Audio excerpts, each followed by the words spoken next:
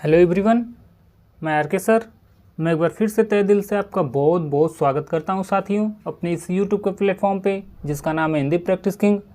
तो आइए दोस्तों, हर रोज़ की बात ही आज हम लोग फिर हिंदी साहित्य के प्रश्नोत्तरी को लेकर आप लोग के सम्मुख प्रस्तुत हो चुके हैं। तो चलिए, छायावाद की प्रश्नोत्तरी जो हम लोग श्रृंखला चला रहे हैं, जो सॉल्व कर रहे हैं, उसको हम लोग आगे बढ़ाते हुए सीधे प्रश्न पर बढ़ चलते हैं। प्रश्न है, अरुण यह मधुमय देश हमारा, यह पंक्ति किसकी है? क्या माखनलाल चतुर्वेदी की है, या फिर जयशंकर प्रसाद की है, या महादेवी वर्मा की है, या फिर मिथिलेश की है? तो इसका सही जवाब हो जाएगा ऑप्शन बी। किनकी है? तो जयशंकर प्रसाद की है। किसकी है? जयशंकर प्रसाद की। और इनकी जो रचना है चंद्रगुप्त नाटक, कौन सा? एक नाटक है इनका जिसका नाम है चंद्रगुप्त। क्या नाम है? चंद्रगुप्त नाम है। इसी नाटक से लिया गया यह क्या है? पंक्ति है। और इस पंक्ति को गाया किसने है? तो इसमें जो कर्नेलिया रति है उसी के द्वारा यह गाया जाता है। और यह चंद्रगुप्त कब रचित है? तो 1931 ईस्वी में रचित है। कब है? 1931 ईस्वी में, याद रखिएगा। अगला प्रश्न है, आंसू काव्य किस वर्ष प्रकाशित हुआ? क्या 1928 ईस्वी में, या फिर 1925 ईस्वी में, या फिर 1914 ईस्वी में, या 1930 ईस्वी में? सबसे पहले हम लोग जान लेते हैं आंसू जो है किसका काव्य है। तो आंसू जयशंकर प्रसाद का है। किसका है? जयशंकर प्रसाद जी का काव्य है, याद रखिएगा। और कब यह रचित है? तो 1925 ईस्वी में। कब रचित है? Option B. कब रचित है? 1925 ईस्वी में रचित है। यह विरह प्रधान काव्य है और इसमें 133 छंद है। कितने हैं? तो 133। और इसे हिंदी का मेघदूत कहा जाता है। क्या कहा जाता है? हिंदी का मेघदूत। हिंदी का मेघदूत इसे कहा जाता है। क्या कहा जाता है? हिंदी का मेघदूत। और जयशंकर प्रसाद की जो पहली रचना है झरना, कौन सी इनकी पहली रचना? झरना जो है, इसको क्या कहा जाता है? इसको कहा जाता है कि छायावाद की प्रथम रचना। क्या कहा जाता है इसको? यह छायावाद की, किसकी? छायावाद की प्रथम रचना है। प्रथम रचना है, याद रखिएगा। इम्पॉर्टेंट ये दोनों हैं। सबसे इम्पॉर्टेंट तो यह है कि हिंदी का मेघदूत किसे कहा जाता है। अगला प्रश्न है अमानिसा उगलता गगन घन अंधकार किस कविता की पंक्तियां हैं? कि है अमानिसा उगलता गगन घन अंधकार, क्या यह झरना से ली गई पंक्तियां हैं, या कामायनी से, या आंसू से ली गई पंक्तियां हैं, या फिर राम की शक्ति पूजा से? तो इसका सही जवाब हो जाएगा यह राम की शक्ति पूजा से ली गई हैं। राम की शक्ति पूजा हमें कैसे करनी चाहिए? तो हमें निराले ढंग से करनी चाहिए, अर्थात निराला की रचना है। किनकी रचना है? निराला की रचना है।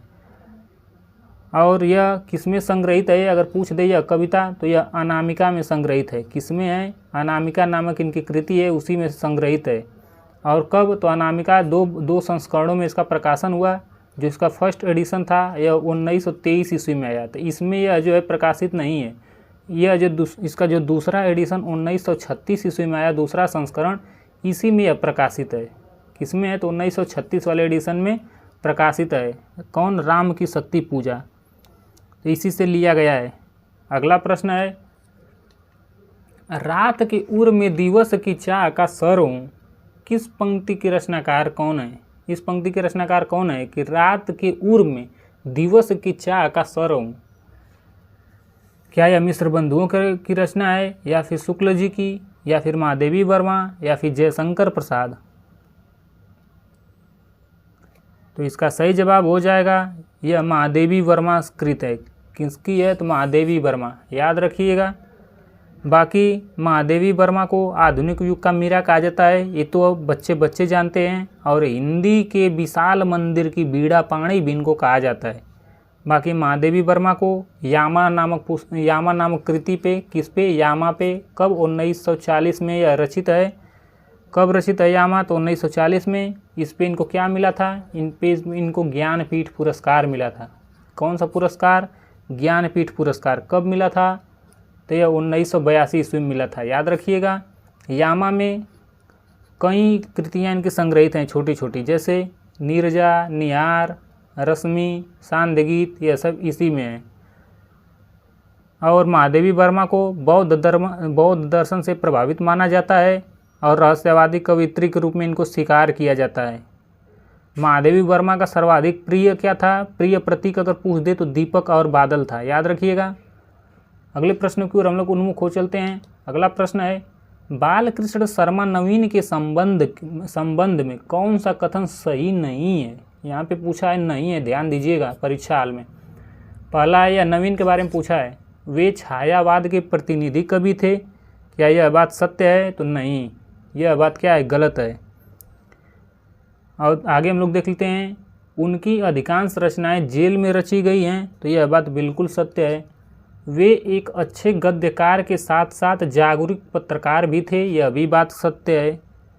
उनके साहित्यिक जीवन की पहली रचना संतू नामक कहानी थी, यह भी बात बिल्कुल सत्य है। तो कौन सी एक नहीं है? तो ऑप्शन ए।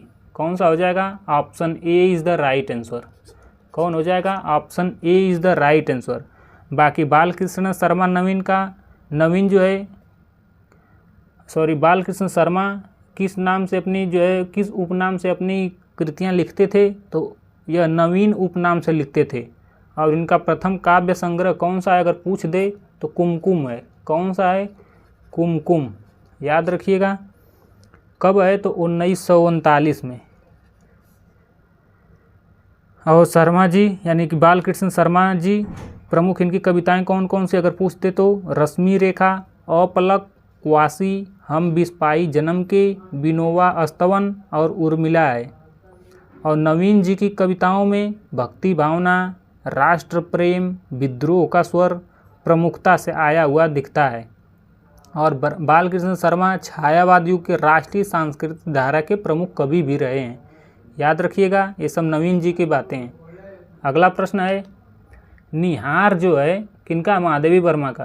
काव्य संग्रह के रचयिता कौन है? सॉरी, मैं तो पहले से ये प्रश्न लिख कर दिया। किनकी है? निहार रश्मि नीरजा को जानते हैं, महादेवी वर्मा की है। किनकी ये रचना है? महादेवी वर्मा की है। महादेवी वर्मा जी को हिंदी के विशाल मंदिर का बीड़ा पाणी भी कहा जाता है। इनकी जो रचना निहार है यह कब है? तो यह 1930 ईस्वी में रचित है। कब है? 1930 में। निहार, इसके तुरंत बाद आ जाता है रश्मि। निहार रश्मि किसको? नीरजा को, यानी कि नीरजा को हम लोग क्या कहते हैं? कलुआ कहते हैं या कालू मेहता, जो भी कह सकते हैं। तो रश्मि कब है? तो रश्मि 1932 में है, बिल्कुल क्रमशः है। 30, 32, इसके बाद तुरंत आ जाएगा 35। कब? 1935। निहार, रश्मि, नीरजा, इसके बाद तुरंत आ जाएगा सांध्य गीत। कौन सा?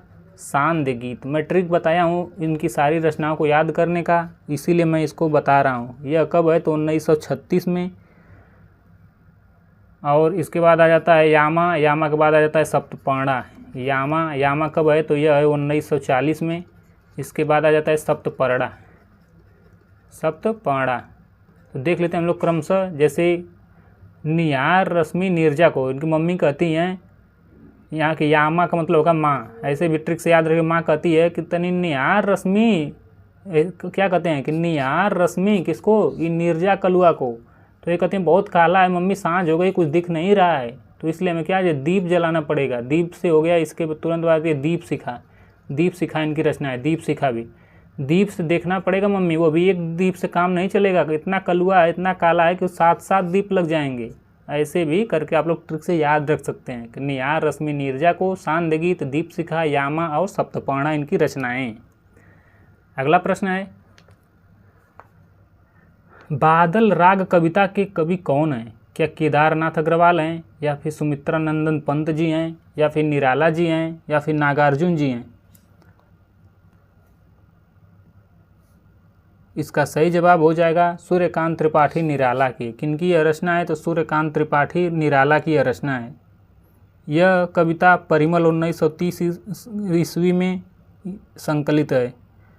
निराला की जो लंबी कविता है वह सरोज स्मृति को माना जाता है, जिसे हिंदी का प्रथम शोक गीत भी माना जाता है। और जो यह इस सरोज रहती हैं वह निराला जी की पुत्री रहती हैं। उन्हीं के निधन पे इन्होंने लिखे थे, याद रखिएगा। बाकी निराला जी की जो काव्य संग्रह है वह अनामिका, परिमल, गीतिका, तुलसीदास, कुकुरमुत्ता और सांध्य कांकली है। अगला प्रश्न है, निम्नलिखित में से कौन सी सियाराम शरण गुप्त की रचना है? क्या रसिक रहस्य है, या विष्णु प्रिया है, या स्वदेश संगीत है, या फिर मौर्य विजय? तो इसका सही जवाब हो जाएगा ऑप्शन डी। कौन सा हो जाएगा? Option D, Maurya Vijay is the right answer. कौन सा हो जाएगा? मौर्य विजय। मौर्य विजय सियाराम शरण गुप्त की रचना है और रसिक रहस्य अयोध्या सिंह उपाध्याय हरिओद की रचना है, और जबकि जो विष्णु प्रिया है और स्वदेश संगीत है यह गुप्त जी की रचना है, याद रखिएगा। और सियाराम शरण गुप्त मैथिली शरण गुप्त के छोटे भाई थे। अगला प्रश्न है, आंसू में किस रस की प्रधानता है?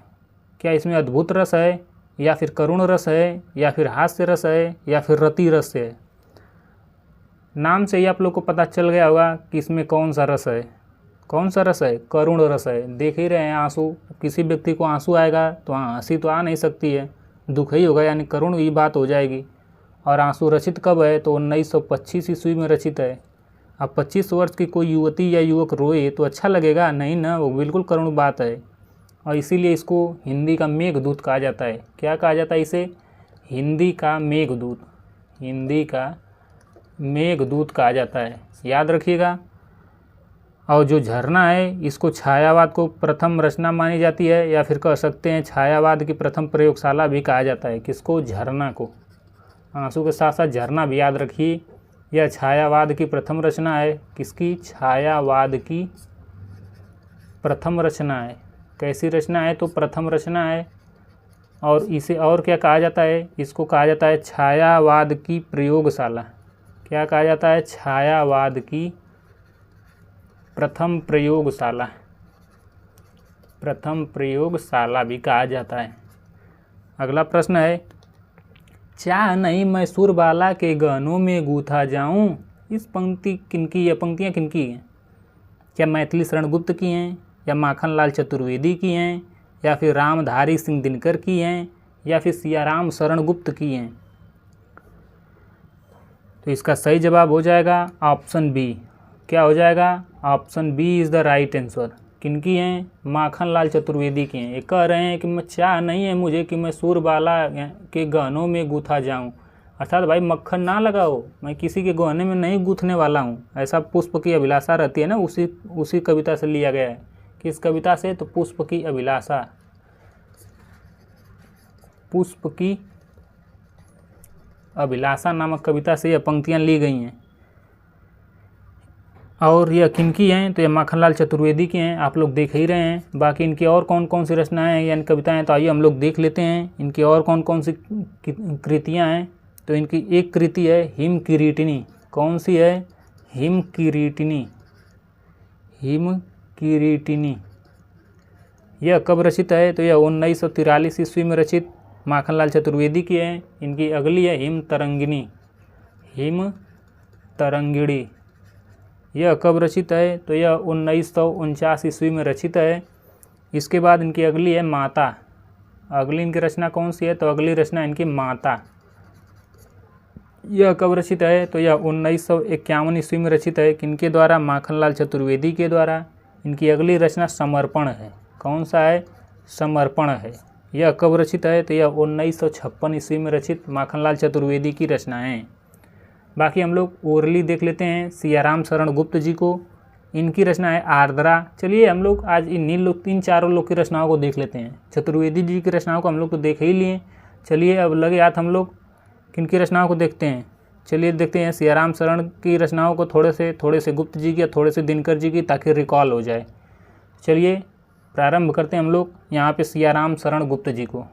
मैथिली शरण गुप्त नहीं, किनकी?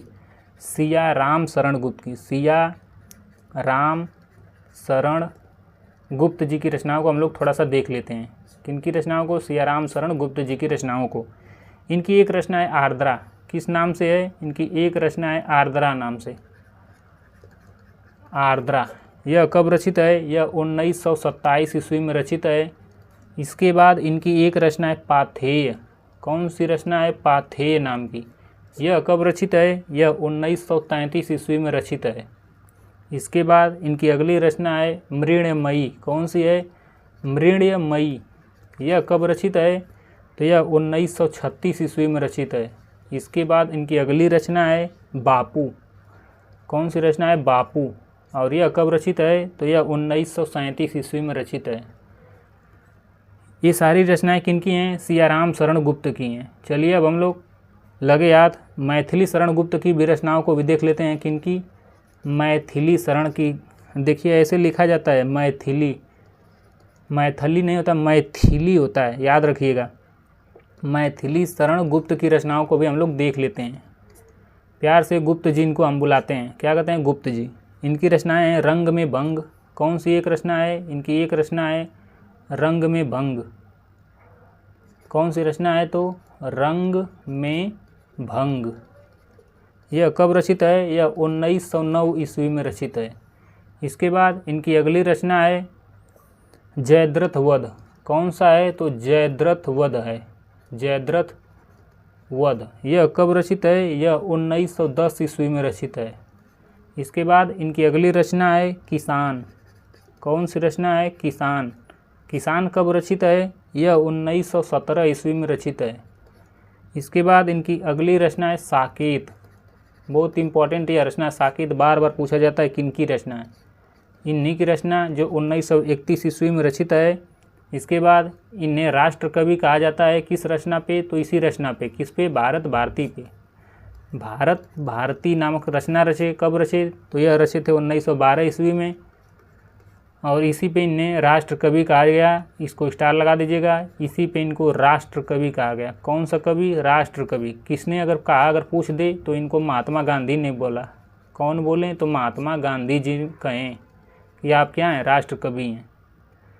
चलिए इसके बाद हम लोग आगे देख लेते हैं। आगे हम लोग देखते हैं दिनकर जी को। किनको, रामधारी सिंह दिनकर जी को। रामधारी सिंह दिनकर जी को हम लोग देख लेते हैं। इनकी पहली रचना है, एक तो इनकी रचना है रेणुका। रेणुका कब रचे, 1935 ईस्वी में। इसके बाद इन्होंने उर्वशी की भी रचना की, जो बहुत फेमस है, उन्हीं रचनाओं को मैं लिखा रहा हूँ। उर्वशी कब रचे, तो 1961 ईस्वी में। इसके बाद कुरुक्षेत्र रच दिए। कौन सी रचना, कुरुक्षेत्र रचे, और कब रचे, यह 1946 ईस्वी में रचे। ये सारी रचनाएं किनकी हैं, ये सारी रचनाएं रामधारी सिंह दिनकर जी की हैं। चलिए अगले प्रश्नों की ओर हम लोग बढ़ चलते हैं। अगला प्रश्न है हिम तरंगिणी किसकी काव्य संग्रह। आप लोग तो समझे गए होंगे, जस्ट अभी हम लोग बताए हैं 1949 ईस्वी में रचित हिम तरंगिणी किनका है, 1949 में रचित।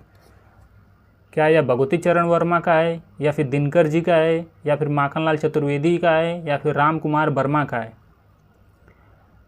चाह नहीं मैं सुरबाला के गहनों में गूथा जाऊं, यह जिनकी पंक्तियां हैं उन्हीं की रचना है। अब आप लोग बता सकते हैं किनका है, माखनलाल चतुर्वेदी का है। किनका है, माखनलाल चतुर्वेदी का। अच्छा, इनको और क्या कहा जाता है, इनको एक भारत की आत्मा भी कहा जाता है। क्या कहा जाता है, एक भारत की आत्मा। एक भारत की आत्मा भी इनको कहा जाता है, याद रखिएगा। अच्छा, आप लोग लगे याद बताइए दिनकर जी को क्या कहा जाता है। दिनकर जी को अधैर्य का कवि भी कहा जाता है। क्या कहा जाता है, समय सूर्य, अधैर्य का कवि, यह सब इनको ही कहा जाता है। बाकी दिनकर की तो रचना अभी मैं जस्ट बताया हूँ कि हुंकार है, रसवंती है, कुरुक्षेत्र है, रश्मि रथी है, इतिहास के आंसू हैं, यह सब किनकी रचना है, सब दिनकर जी की रचना है। चलिए अगले प्रश्नों की ओर बढ़ चलते हैं हम लोग। अगला प्रश्न है मुक्ति करो नारी को, चीर वंदिनी नारी को, युग युग की बर्बरता कारा से जननी सखी प्यारी को। नारी भावना से संबंधित यह पंक्तियाँ किस कवि की हैं। क्या जयशंकर प्रसाद की हैं, या फिर हजारी प्रसाद द्विवेदी की हैं, या फिर सुमित्रा नंदन पंत की हैं, या फिर महादेवी वर्मा की हैं। तो इसका सही जवाब हो जाएगा ऑप्शन सी, सुमित्रा नंदन पंत की यह रचना है। किनकी है, सुमित्रा नंदन पंत की यह रचना है। नारी स्वतंत्रता के पक्ष में पंत जी ने कहा था कि भारतीय सभ्यता और संस्कृति का पूर्ण उदय तभी संभव है जब नारी स्वतंत्र वातावरण में जी रही हो, ऐसा कथन पंत जी कहते हैं। बाकी पंत जी की रचनाएं तो आप लोग जानते हैं, पल्लव है, गुंजन है, युगांत है, युगवाणी है, ग्राम्य है। चलिए यहीं पे हम लोग थोड़ा सा देख ही लेते हैं, थोड़ा सा जगह है तो देख लेते हैं। इनकी एक रचना पल्लव है। कौन सी है, पल्लव। कब रचित है ये अभी देख लेते हैं, 1928 में। इनकी दूसरी रचना, जो अगली रचना है, कौन है, गुंजन है। कौन है, गुंजन। गुंजन कब है तो 1932 में है। पल्लव को मैनिफेस्टो भी कहा जाता है, छायावाद का या घोषणा पत्र भी कहा जाता है। एक है युगांत इनकी रचना, कौन सी है युगांत, यह कब है तो 1936 ईस्वी में रचित है। इनकी अगली रचना है युगवाणी। फेमस रचनाओं मैं बता रहा हूँ, कौन कौन सी इनकी रचना, युगवाणी। युगवाणी कब है तो 1939 में रचित है। इसके बाद ग्राम्या है, कौन सी, ग्राम्या कब रचित है 1940 ईस्वी में। याद रखिएगा ये सारी रचनाएं सुमित्रानंदन पंत की हैं। अगला प्रश्न है नीड़ का निर्माण फिर इसके लेखक कौन हैं। क्या श्री राम शर्मा जी हैं, या महादेवी वर्मा जी हैं, या उपेंद्र नाथ अस्क जी हैं, या फिर हरिवंश राय बच्चन जी हैं। तो आप लोग देखते हैं चिड़िया घोंसला बनाती हैं तो क्या कहते हैं, बच्चे कहते हैं एक घोंसला उस पेड़ पे बनाए हो तो एक घोंसला इस पेड़ पे भी बना दो। ऐसे बच्चन सिंह बच्चों से याद रख सकते हैं, घोंसला से लेकर यानी कि नीड़ का निर्माण फिर यानी कि बच्चन सिंह। और यह कब रचित है तो 1970 ईस्वी में रचित है हरिवंश राय बच्चन के द्वारा। यह उनकी आत्मकथा का दूसरा भाग है। बच्चन जी ने अपनी आत्मकथा को 4 भागों में लिखा है। जैसे प्रथम 4 भागों में जो प्रथम है वह है कि क्या बोलूं क्या याद करूं, कब है तो 1969 में। दूसरा है द्वितीय में नीड़ का निर्माण फिर जो आप लोग के सम्मुख प्रस्तुत है, यह 1970 में।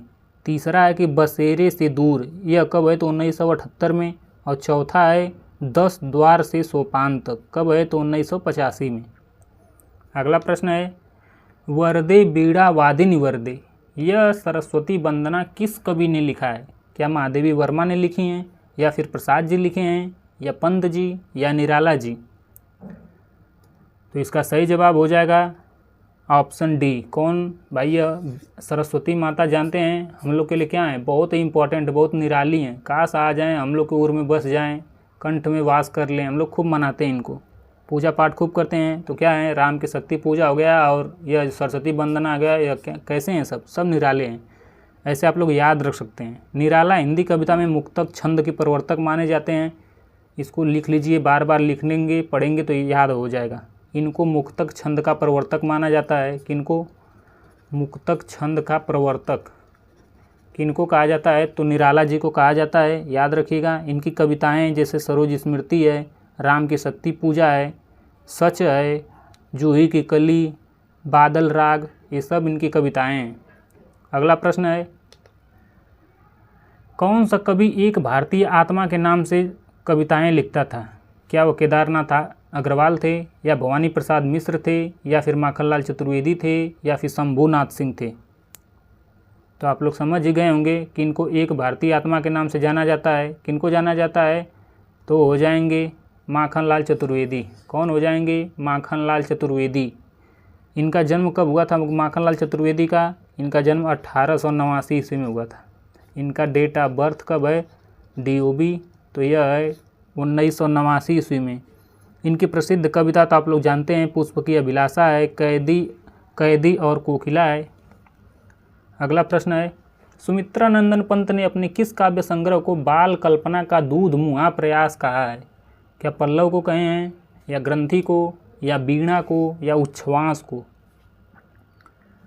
तो इसका सही जवाब हो जाएगा वीणा को कहे हैं। किस कविता को कहे हैं तो वीणा को कहे हैं। क्या कहे हैं, बाल कल्पना का दूध मुहा प्रयास।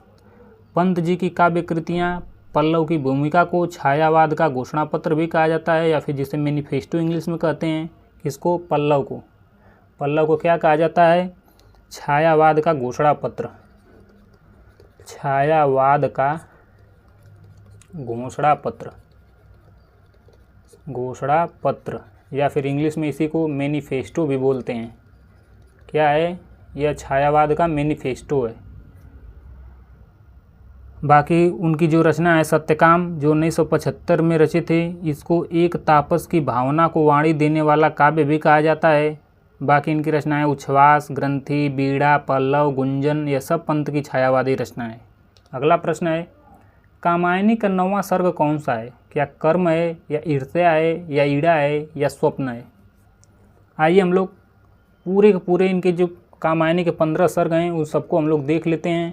15 सर्ग को बार बार देखने से याद होगा, इसीलिए मैं बार बार, भले मेहनत लगता है लेकिन बार बार मैं लिखवा देता हूँ ताकि आप लोग को याद हो जाए।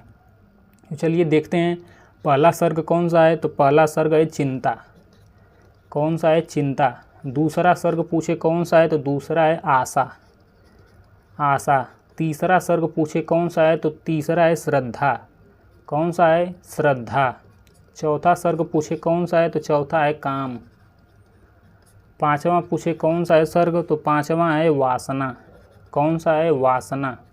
6 नंबर पे पूछे कि 6वें नंबर पे कौन सा है? तो यह है लज्जा।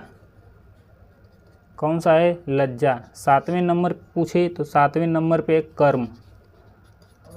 8वें नंबर पूछे तो 8वें नंबर पे ईर्ष्या। कौन सा है? ईर्ष्या है। यही 9वें नंबर पूछा है तो इसको स्टार आप लोग लगा लीजिए। 9वें नंबर पे है ईड़ा। कौन सा है? ईड़ा है। 10वें नंबर पे देखते हैं 10वें नंबर पे कौन सा है? तो 10वें नंबर पे स्वप्न है। कौन सा है? स्वप्न है। 11वें नंबर पे देखते हैं हम लोग 11वें नंबर पे संघर्ष है। कौन सा है? संघर्ष। 12वें नंबर पे देखते हैं 12वें नंबर पर है निर्वेद। कौन सा है? निर्वेद है। बाकी 2 और बच गया तो 13वें नंबर पे दर्शन हो जाएगा। दर्शन के बाद हम लोग रहस्य हो जाएगा। दर्शन के बाद रहस्य और लास्ट 15वां हो जाएगा आनंद। बार बार पूछता है कि इसमें प्रथम सर्ग और लास्ट सर्ग किसको किसको पूछता है? पूछता है प्रथम सर्ग कौन सा है और लास्ट सर्ग कौन सा है। तो प्रथम चिंता है और लास्ट है आनंद। याद रखिएगा। तो इसमें 9वां कौन सा है? 9वें नंबर पे ईड़ा है। कौन सा है? ईड़ा। Option C is the right answer. अगला प्रश्न है निराला की राम की शक्ति पूजा किससे प्रेरित होकर लिखी गई है? क्या गीतांजलि से, या कृतिवास रामायण से, या रामचरितमानस से, या फिर वाल्मीकि रामायण से? तो आप लोग जानते हैं निराला की शक्ति पूजा राम की शक्ति पूजा कैसी होती है। तो हम लोग बहुत निराले ढंग से करते हैं। अर्थात सूर्यकांत त्रिपाठी निराला की यह रचना है। और कब रचित है? तो यह 1936 ईस्वी में रचित है। याद रखिएगा। और इनका यह अनुदित संस्करण है। अनामिका कृति से ली गई है। क्या है? किस कृति से ली गई है? तो यह अनामिका में संग्रहित है। किसमें? अनामिका इनकी कृति है, उसी में संग्रहित है। और अनामिका कितने भागों में प्रकाशित हुई? तो 2 भागों में। इसका जो फर्स्ट संस्करण या फर्स्ट एडिशन 1923 में प्रकाशित हुआ, तो इसमें यह जो है संकलित नहीं है। जो इसका दूसरा संस्करण था 1936 में, इसी में यह संकलित है। याद रखिएगा, इसी में प्रकाशित हुई। और पूछ लिया यहाँ किससे प्रेरित होकर लिखी गई? तो इसका सही जवाब हो जाएगा जो बांग्ला ग्रंथ था कृतिवास रामायण, इससे प्रेरित हुई थी। Option B is the right answer. बाकी गीतांजलि के रचनाकार रविंद्रनाथ टैगोर तथा रामचरितमानस के रचनाकार गोस्वामी तुलसीदास हैं। आप लोग जानते ही हैं। अगला प्रश्न है छायावादी काव्य की विशेषताओं के दृष्टिकोण से कौन सा विकल्प पूर्णतः सही है? यहाँ पे छायावादी काव्य की दृष्टि से पूछा है। तो चलिए देखते हैं। पहला है कि इसमें आत्म अभिव्यंजना यानी खुद की व्यंजना की जाती है। छायावादी में बिल्कुल सही है। दुख और वेदना की विवृत्ति है, यह भी बात बिल्कुल सत्य है। देख ही रहे हैं छायावाद में आंसू ओसू नाम के कितनी दुख भरी या फिर कह सकते हैं कृतियाँ हैं। और आंसू के सिवा इस सरोज स्मृति हो गई, आंसू हो गए, सब देख ही रहे हैं दुख वेदना की कृतियाँ हैं। तो बिल्कुल सही बात हो जाएगा। राष्ट्र प्रेम की अभिव्यक्ति और अमानवतावाद है। यहाँ पर मानवतावाद रहता तो सही रहता, लेकिन लगा दिया है तो बिल्कुल गलत हो जाएगा। नारी की गरिमा की प्रतिष्ठा तथा असमन्वयवाद है। समन्वयवाद भाई, असमन्वयवाद नहीं है, तो यह भी गलत हो जाएगा। लाक्षणिकता एवं रहस्यवाद का अभाव है, ये तो भाई गलत हो गया। यहाँ भी अभाव, ये भाव रहता तो अच्छा रहता है, अभाव हो गया भाई। रहस्यवाद ही तो आत्मव्यंजना है, तो यह गलत हो जाएगा। तीनों गलत हो जाएगा। इस तरह से option A is the right answer. कौन सा हो जाएगा? Option A is the right answer. आत्मविव्यंजना वाला सही हो जाएगा। बाकी इसमें रहस्यात्मकता, प्रकृति वर्णन, कल्पना की प्रधानता, यह सब किसमें? सब की सब छायावाद की विशेषताएं हैं। अगला प्रश्न है हम स्वयं बंधे थे और स्वयं हम अपने बंधन तोड़ चले। यह पंक्तियों के रचयिता कौन है? मैथिली शरण गुप्त हैं, या फिर भगवती चरण वर्मा हैं, या फिर सत्यनारायण कविरत्न हैं, या फिर राम नरेश त्रिपाठी जी हैं? तो यह किससे ली गई हैं यह पंक्तियाँ ली गई हैं हम दीवानों की क्या है हस्ती। किनकी? आप तो समझे गए होंगे किनकी यह कविता है कि हम दीवानों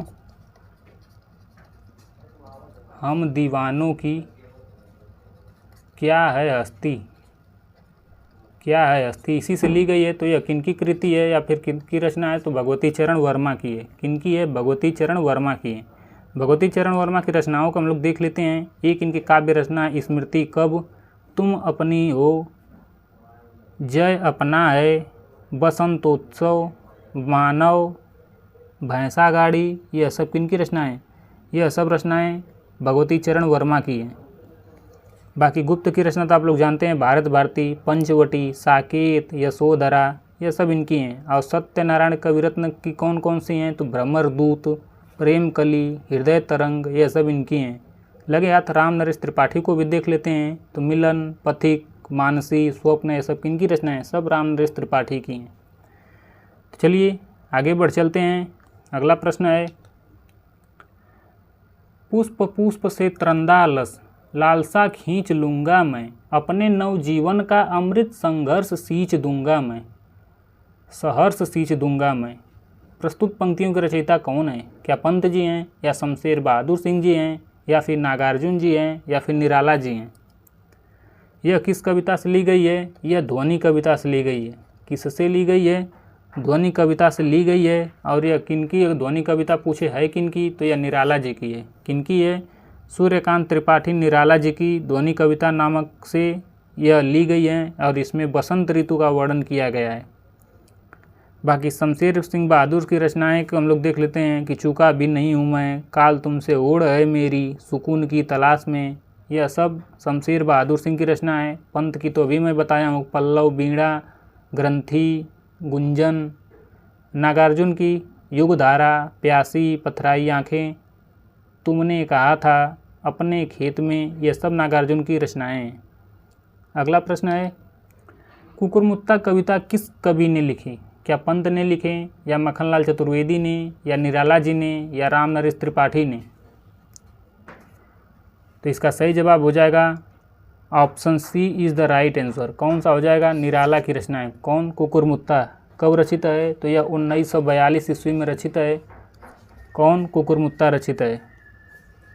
कुकुरमुत्ता सर्वहारा वर्ग का प्रतिनिधि और गुलाब जो है पूंजीपति वर्ग का प्रतिनिधि करता है। अगला प्रश्न है, निम्नलिखित विकल्पों में से कौन सी रचना दिनकर जी की है? क्या रसवंती है, या मुकुल है, या रश्मि रेखा है, या फिर पाथेय है?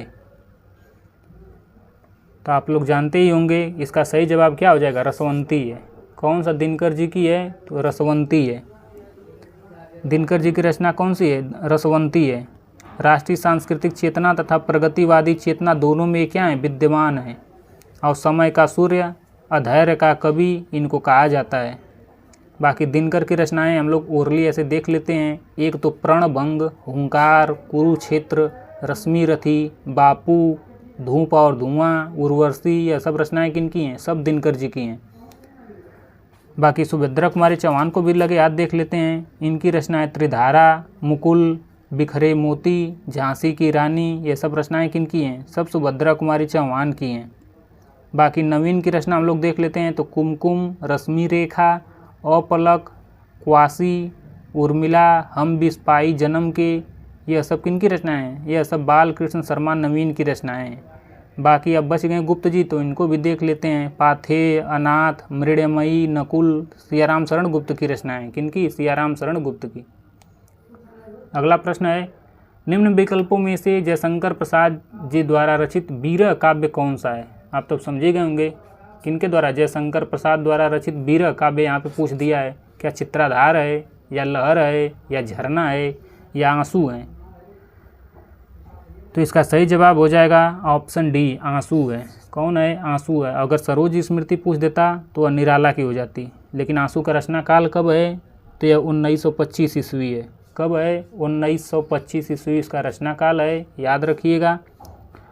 बाकी इसको हिंदी का मेघदूत भी कहा जाता है। क्या कहा जाता है? हिंदी का मेघदूत। हिंदी का मेघदूत, याद रखिएगा। बाकी जो जयशंकर प्रसाद हैं, इनके द्वारा जो चित्राधार रचना रची गई है वो ब्रज भाषा में है और प्रथम काव्य संग्रह इनकी मानी जाती है। झरना जो है छायावाद का प्रथम प्रयोगशाला माना जाता है। अगले प्रश्नों की ओर बढ़ चलते हम लोग। अगला प्रश्न है, उर्वशी का काव्य रूप क्या है? क्या यह बाल रूप है, या फिर बाल काव्य है, या फिर रीति काव्य है, या महाकाव्य है, या फिर मुक्तक काव्य है? तो इसका सही जवाब हो जाएगा ऑप्शन सी। यह क्या उर्वशी महाकाव्य है। किनके द्वारा रचित है? यह जो है किनके द्वारा रचित है? दिनकर के द्वारा। उर्वशी किनके द्वारा रचित है? तो रामधारी सिंह दिनकर के द्वारा रचित है। और उर्वशी में कितने अंक हैं? तो इसमें 5 अंक है। और इस काव्य पे इनको क्या मिला था? इस महाकाव्य पे यह 1972 में इनको ज्ञानपीठ पुरस्कार मिला था। कब मिला था? 1972 में। क्या मिला था इस पे? ज्ञानपीठ पुरस्कार मिला था। बहुत मोस्ट इम्पॉर्टेंट यह बात है, इसको स्टार लगा लीजिएगा। और ये अगर रचित कब है अगर पूछ दे तो यह 1961 ईस्वी में रचित है। कब है? तो 1961 ईस्वी में रचना इसकी रची गई और 72 में जाके ज्ञानपीठ पुरस्कार इनको प्राप्त हो गया। और यह है क्या उर्वशी अगर पूछ दे तो नाट्य गीत है। क्या है? नाट्य गीत है, याद रखिएगा। और रामधारी सिंह दिनकर ने स्वयं को कामाध्यात्म की कृति माने हैं। किसको? उर्वशी महाकाव्य है, इसमें कुल 5 अंक हैं। और दिनकर जी ने स्वयं कामाध्यात्म की कृति इस उर्वशी को कहे हैं। और इसका नायक पुरूरवा रहता है, नायिका उर्वशी रहती है। यह कथा नट और नटी के माध्यम से प्रस्तुत की जाती है। भौतिक तथा आध्यात्मिक कथा को पौराणिक कथा का संदर्भ देकर इसमें प्रस्तुत किया जाता है, याद रखिएगा। बाकी दिनकर की कृतियाँ रेणुका, हुंकार, रसवंती, रश्मिरथी, परशुराम की प्रतीक्षा, यह सब दिनकर की रचनाएँ हैं। चलिए अगले प्रश्नों की ओर बढ़ चलते हैं हम लोग। अगला प्रश्न है, तो साथियों आज के लिए बस इतना ही। कैसा लग रहा है हमारा प्रैक्टिस सेशन? अगर अच्छा लग रहा हो, हेल्पफुल लग रहा हो तो लाइक शेयर एंड सब्सक्राइब करना ना भूलिएगा दोस्तों। अपने साथियों के साथ शेयर करना ना भूलिएगा। तो चलिए आज के लिए बस इतना ही। अपने आर के सर को इजाज़त दीजिए दोस्तों। धन्यवाद।